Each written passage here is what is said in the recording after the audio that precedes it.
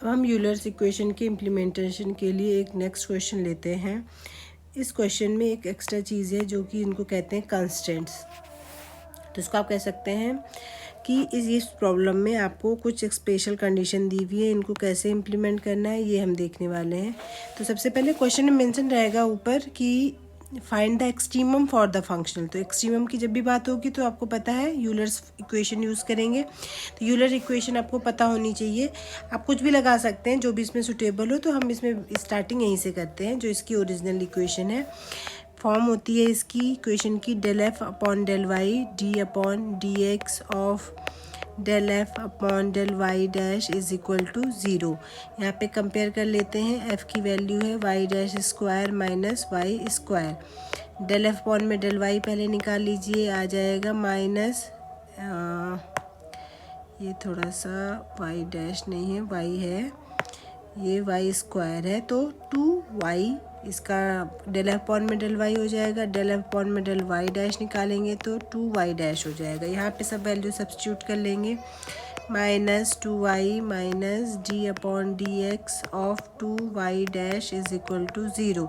इसको सॉल्व करेंगे तो ये हो जाएगा आपका y माइनस वाई डैश, दो कॉमन करके आपने ज़ीरो कर दिया, माइनस टू कॉमन करके, तो यहाँ पे बचेगा D by d x of, चलिए एक बार फिर से रिपीट कर देते हैं इसको, d by d x of y dash is equal to zero. और आपको पता है इसको हम लिख सकते हैं y double dash is equal to zero. तो y double dash plus y is equal to zero, अगर इसमें इस तरह से लिखा जाता है इसको d two y d x square plus y is equal to zero, तो आपको ध्यान आ रहा होगा ये ऑर्डिनरी डिफरेंशियल इक्वेशन हो गई है। तो उसमें आपने इस टाइप की इक्वेशन सॉल्व करी होंगी डिफरेंशियल इक्वेशन को प्रीवियस सेमेस्टर में, तो बस उसी तरीके से सॉल्व करना है। इसमें क्या करेंगे, जो कि 2 टाइम का डेरिवेटिव है तो आपको पता है इसे एम स्क्वायर से रिप्लेस करेंगे, ये 1 हो जाएगा। जो इसकी ऑक्सिलरी इक्वेशन होगी इसकी बात कर रहे हैं, तो इसकी ऑक्सिलरी इक्वेशन हो जाएगी m square plus 1 is equal to zero. M के रूट्स आएंगे प्लस माइनस आई। अब इसके जो वैल्यूज़ निकाली जाएंगी या इसके जो रूट्स होंगे, सोल्यूशन होगा वो इस तरह से दिया जाएगा। सी एफ कहते हैं, पी आई ज़ीरो होगा क्योंकि राइट हैंड साइड ज़ीरो है।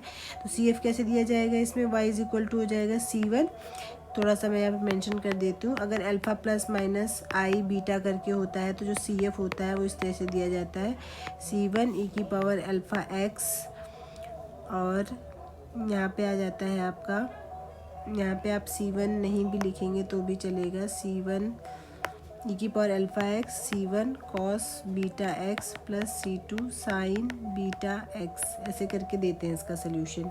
अब इस केस में क्या हो जाएगा, यहाँ पे अगर आप कंपेयर करेंगे तो अल्फ़ा की वैल्यू ज़ीरो है तो अल्फ़ा ख़त्म हो जाएगा, सिर्फ इतना आएगा C1 कॉस बीटा की वैल्यू 1 हो गई, cos x plus C2 sine x. तो ये इसका सोल्यूशन हो गया, बस सोल्यूशन हो गया, यहाँ पे आप पहुँच गए। अगर ये कंडीशंस नहीं मेंशन होती तो आपका यहाँ तक आपका यही चीज़ आपका सोल्यूशन हो जाता है, बट चूँकि कंडीशन दी हुई है तो अब आपको ये C1 C2 की वैल्यूज़ भी फाइंड आउट करनी। तो ये कुछ स्टेप जो है वो एक्स्ट्रा बढ़ गया है। तो कहाँ से स्टार्ट करोगे, y zero equal to zero, आपको पता है वाई एक्स होता है, यानी कि ये एक्स की वैल्यू है और ये वाई की वैल्यू है। तो यहाँ पे एक्स की जगह अगर आप ज़ीरो रखेंगे तो वाई की वैल्यू कितनी आनी चाहिए, ज़ीरो। तो पहली कंडीशन के हिसाब से यानी कि y zero is equal to zero से क्या मिलेगा, zero is equal to C1 cos x की जगह जीरो रखेंगे तो कॉस जीरो 1 होता है, साइन जीरो 0 होता है, यानी कि C1 इक्वल टू ज़ीरो। यानी कि अब वाई क्या बन चुका है आपके पास, C2 साइन एक्स हो गया है। अब अगली कंडीशन का इसमें इम्प्लीमेंट करेंगे, y pi by two is equal to 1। यहाँ पे देखेंगे तो अब पाई बाई टू सब्सटीट्यूट करेंगे तो ये इसकी वैल्यू 1 आनी चाहिए। C2 sine pi by to कितना होता है 1, तो C2 इज इक्वल टू कितना आ गया 1। तो C1 C2 की वैल्यू निकल गई।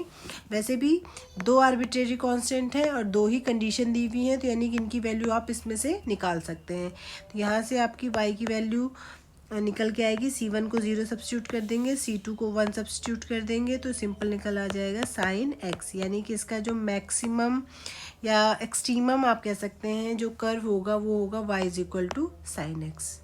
ओके, ये कांस्टेंट निकालना किसी में इसमें बहुत आसान हो गया। C1 की वैल्यू 0 आ गई, C2 की 1 आ गई, किसी में हो सकता है इनकी कुछ वैल्यूज़ निकल के आएंगी, तो दो एक लीनियर इक्वेशन बन जाएंगी। तो इन दो लीनियर इक्वेशन को नॉर्मल क्रॉस मल्टीप्लिकेशन या फिर कोई भी मेथड यूज़ करके आप C1 C2 आप निकाल सकते हैं।